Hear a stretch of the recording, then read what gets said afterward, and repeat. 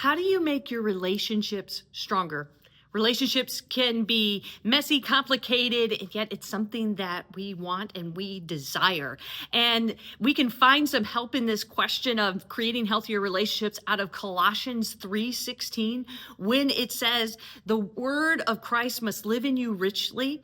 Teach and warn each other with all wisdom by singing psalms, hymns, and spiritual songs. Sing to God with gratitude in your hearts." The word of Christ must live in us richly. And we can understand that about, okay, what are the teachings of Jesus? Jesus taught about love. He taught about helping others. He taught about being a healing presence in this world, encouraging others.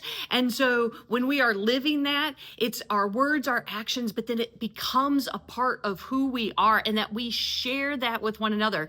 And then this notion of teach and warn each other with all wisdom by singing psalms, hymns, and spiritual songs. So teaching, and think of it as mutuality, of we're learning from one another, and we do so in such a manner that it actually lifts each other up, because when we're singing, it can enliven our spirits, and that we do it with wisdom, that we're trying to be mutually helpful to one another in ways that encourage one another, in ways that are healthy and wonderful, that build each other up.